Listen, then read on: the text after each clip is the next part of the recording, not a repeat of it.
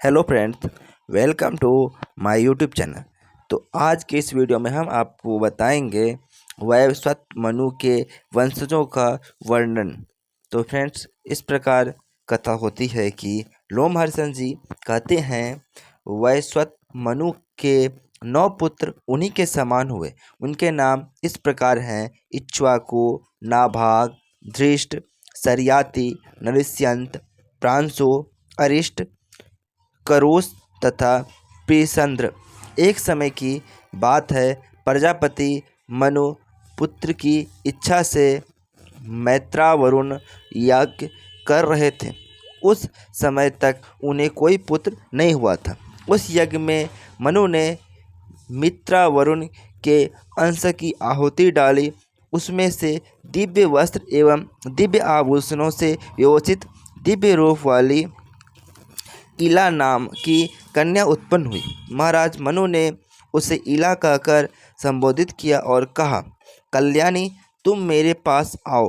अब इला ने पुत्र की इच्छा रखने वाले प्रजापति मनु से यह धर्मयुक्त वचन कहा, महाराज, मैं मित्रावरुण के अंश से उत्पन्न हुई हूँ, अतः पहले उन्हीं के पास जाऊंगी। आप मेरे धर्म में बाधा ना डालिए। यो कहकर वह सुंदरी कन्या मित्रावरुण के समीप गई और हाथ जोड़कर बोली, भगवान, मैं आप दोनों के अंश से उत्पन्न हुई हूँ। आप लोगों की किस आज्ञा का पालन करो। मनु ने मुझे अपने पास बुलाया है। मित्रावरुण बोले, सुंदरी, तुम्हारे इस धर्म, विनय, इंद्रिय संयम और सत्य से हम लोग प्रसन्न है। महाभागे, तुम हम दोनों की कन्या के रूप में प्रसिद्ध होगी तथा तुम्ही मनु के वंश का विस्तार करने वाला पुत्र हो जाओगी। उस समय तीनों लोकों में सुदग्र नाम से तुम्हारी ख्याति होगी। यह कहकर सुनकर वह पिता के समीप से लौट पड़ी और मार्ग में उसकी बुद्ध से भेंट हो गई। बुद्ध ने उसे मैथुन के लिए आमंत्रित किया। उनके वीर से उसने पुरुष वाक्य जन्म को दिया। तत्पश्चात वह सुद्रुम के रूप में परिणत हो गई। सुद्रुम के 3 बड़े धर्मात्मा पुत्र हैं, उत्कल, गय और विनाताश्व। उत्कल की राजधानी उत्कला हुई। विनस्वा के पश्चिम दिशा राज्य मिला तथा गए पूर्व दिशा के राजा हुए। उनकी राजधानी गया के नाम से प्रसिद्ध हुई। जब मनु भगवान सूर्य के तेज में प्रवेश करने लगे, तब उन्होंने अपने राज्य को 10 भागों में बांट दिया। शूद्र के बाद उनके पुत्रों में इक्ष्वाकु सबसे बड़े थे, इसीलिए उन्हें मध्य देश का राज्य मिला। शूद्रुम कन्या के रूप में उत्पन्न हुए थे, इसीलिए उन्हें राज्य का भाग नहीं मिला। फिर वशिष्ठ जी के कहने से प्रतिष्ठा पूर्वक उनकी स्थिति हुई और प्रतिष्ठान पुर का राज पाकर महायशस्वी शूद्रुम ने उसे पुरुरवा को दे दिया। मनु कुमार शूद्रुम क्रमशः स्त्री और पुरुष दोनों के लक्षणों से युक्त हुए, इसीलिए इला और शूद्रुम दोनों नाम से उनकी प्रसिद्धि हुई। नरिष्यंती के पुत्र शक हुए और नाभाग के राजा अम्बरीश हुए और धृष्ट से धृष्ट नाम वाले क्षत्रियों की उत्पत्ति हुई, जो युद्ध में उन्मत्त होकर लड़ते थे। करुष के पुत्र कारुस नाम से विख्यात हुए थे, वे भी रणमोन्मत्त थे। प्रांशुकी के एक ही पुत्र थे, जो प्रजापति के नाम से प्रकट हुए। सरियति के 2 जुड़वे संतान हुए, उनमें अनंत नाम से प्रसिद्ध पुत्र तथा सुकन्या नाम वाली कन्या थी। यही सुकन्या महर्षि च्यवन की पत्नी हुई। अनर्थ के पुत्र का नाम रैव था। उन्हें अनर्थ देश का राज्य मिला। उनकी राजधानी कुशस्थली यानी कि द्वारका हुई, और रैव के पुत्र रैवत हुए जो बड़े धर्मात्मा थे। उनका दूसरा नाम ककुंदी भी था। अपने पिता के ज्येष्ठ पुत्र होने के कारण उन्हें कुशलस्थल की राज्य मिला। एक बार वे अपने कन्या को साथ ले ब्रह्मा जी के पास गए और वहाँ गंधर्वों के गीत सुनते हुए 2 घड़ी ठहरे रहे। इतने ही समय में मानव लोक में अनेक युग बीत गए। रैवत जब वहाँ से लौटे तब अपनी राजधानी कुशस्थली में आए, परंतु अब वहाँ यादवों का अधिकार हो गया था। यदुवंशियों ने उसका नाम बदलकर द्वारवती रख दिया था। उसमें बहुत से द्वार बने थे। वह पूरी बड़ी मनोहर दिखाई देती थी। भोज, वृष्णि और अंधक वंश के वसुदेव आदि यादव उसकी रक्षा करते थे।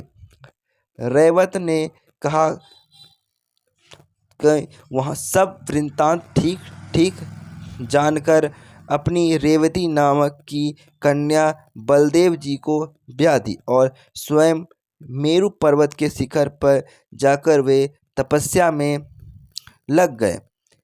धर्मात्मा बलराम जी रेवती के साथ सुखपूर्वक विहार करने लगे।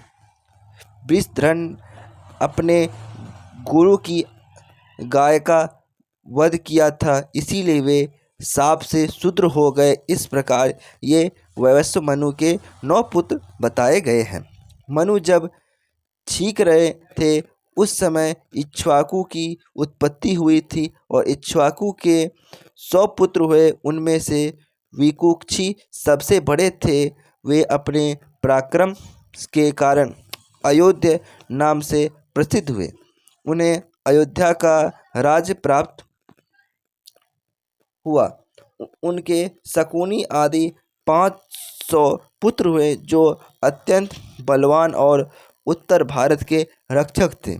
उनमें से वसाती आदि 58 राजपुत्र दक्षिण दिशा के पालक हुए और विकुक्षी का दूसरा नाम ससाद था। इक्ष्वाकु के मरने पर वे ही राजा हुए। ससाद के पुत्र कुकुत्स के अनेना, अनेना के पृथु और पृथु के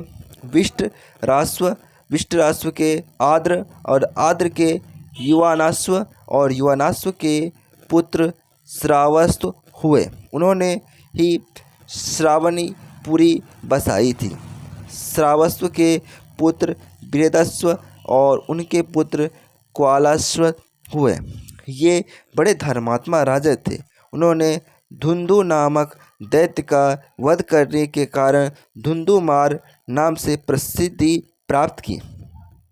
मुनि बोले, महाप्राज्ञ सूत जी, हम बंधु वध का वृत्तांत ठीक ठीक सुनना चाहते हैं, जिससे कुलाश्व का नाम धुंधुमार हो गया। लोमहर्षण जी ने कहा, कुलाश्व के 100 पुत्र थे। वे सभी अच्छे धनुर्धर, विद्याओं में प्रवीण, बलवान और दुर्धेय थे। सबकी धर्म में निष्ठा थी। सभी यज्ञकर्ता तथा प्रचुर दक्षिणा देने वाले थे। राजा बृहदस्व ने कुलाश्व को राजपद पर अभिषिक्त किया और स्वयं वन में तपस्या करने के लिए जाने लगे। उन्हें जाते देख ब्रह्म ऋषि उत्कन ने रोका और इस प्रकार कहा, राजन, आपका कर्तव्य है प्रजा की रक्षा, अतः वही कीजिए। मेरे आश्रम के समीप मधु नामक राक्षस का पुत्र महान असुर धुंधु रहता है।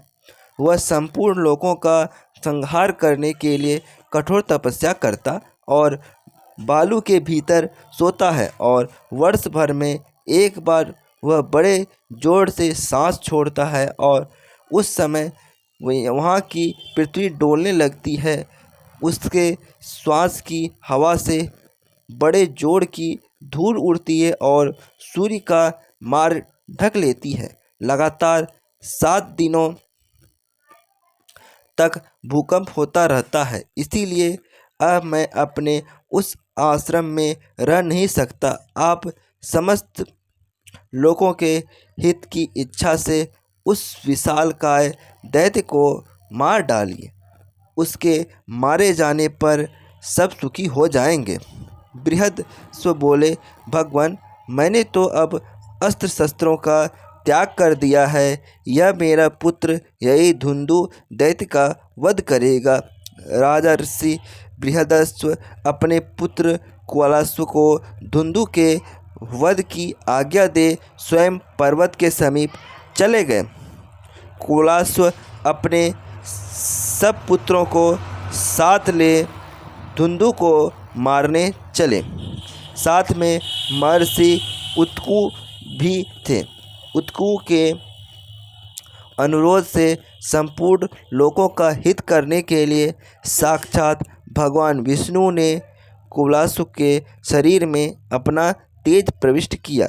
दुर्धर्ष कुलास्व जब युद्ध के लिए प्रतिष्ठित हुए तब देवताओं का यह महान शब्द गूंज उठा, ये श्रीमान नरेश अवश्य अवध्य के हैं। इनके हाथ से आज धुंधु अवश्य मारा जाएगा। पुत्रों के साथ वहां जाकर वीरवर कुलास्व ने समुद्र को खुदवाया और खोदने वाले राजकुमारों ने बालू के भीतर धुंधु का पता लगा दिया। वह पश्चिम दिशा को घेर कर पड़ा था। वह अपने मुख की आग से संपूर्ण लोगों का संहार सा करता हुआ जल का स्रोत बहाने लगा। जैसे चंद्रमा के उदय काल में समुद्र में ज्वार आता है, उसकी उत्ताल तरंग बढ़ने लगती है, उसी प्रकार वहाँ जल का वेग बढ़ने लगा। कुलास्व के पुत्रों में से 3 को छोड़कर शेष सभी धुंधु की मुखाग्नि से जलकर भस्म हो गए। तदंतर महातेजस्वी राजा कुलास्व ने उस महाबली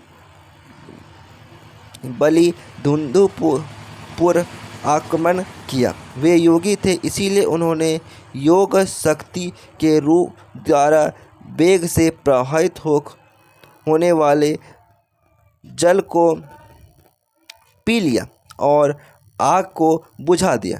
फिर बलपूर्वक उस महाकाय जलचर राक्षस को मारकर महर्षि उत्तंग का दर्शन किया। उत्तंग ने उन महात्मा राजा को वर दिया कि तुम्हारा धन अक्षय होगा और शत्रु तुम्हें पराजित ना कर सकेंगे। धर्म में सदा तुम्हारा प्रेम बना रहेगा तथा अंत में स्वर्गलोक का अक्षय निवास प्राप्त होगा। युद्ध में तुम्हारे जो पुत्र राक्षस द्वारा मारे गए हैं उन्हें भी स्वर्ग में अक्षय लोक प्राप्त होंगे। धुंधुमार के जो 3 पुत्र युद्ध से जीवित बच गए थे उनमें दृढ़ाश्व सबसे श्रेष्ठ थे और चंद्राश्व तथा कपिलाश्व उनके छोटे भाई थे।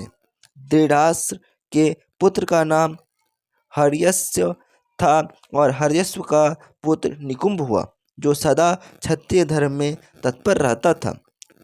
निकुंभ का युद्ध विशार पुत्र सहताश्व था और सहताश्व के 2 पुत्र हुए, अकृशाश्व और किशाश्व।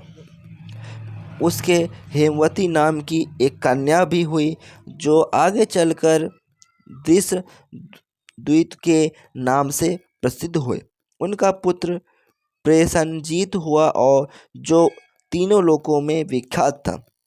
प्रसेनजीत ने गौरी नाम वाली पतिव्रता स्त्री से ब्याह किया था, जो बाद में पति के शाप से बहुधा नाम की नदी हो गई। और प्रसेनजीत के पुत्र राजा युवानाश्व हुए और युवानाश्व के पुत्र मानधाता हुए। वे त्रिभुवन विजयी थे।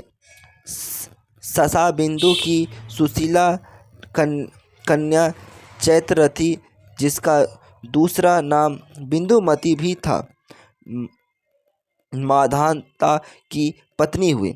इस भूतल पर उसके समान रूपवती स्त्री दूसरी नहीं थी। बिंदुमती बड़ी पतिव्रता थी। वह 10,000 भाइयों की ज्येष्ठ भगिनी थी। मांधाता ने उसके गर्भ से धर्मज्ञ और पुरुकुत्स और राजा मुकुटचंद से 2 पुत्र उत्पन्न किए और पुरुकुत्स के उनकी स्त्री नर्मदा के गर्भ से राजा त्रैसदयु उत्पन्न हुए। उनसे संबुध का जन्म हुआ और संबुध के पुत्र शत्रुमन त्रिंधया हुए। राजा त्रिंधवा के विद्वान त्रयंद्रोण हुए। उनका पुत्र महाबली सत्यव्रत हुआ। उसकी बुद्धि बड़ी खोटी थी। उसने वैवाहिक मंत्रों में विघ्न डालकर दूसरे की पत्नी का अपहरण कर लिया।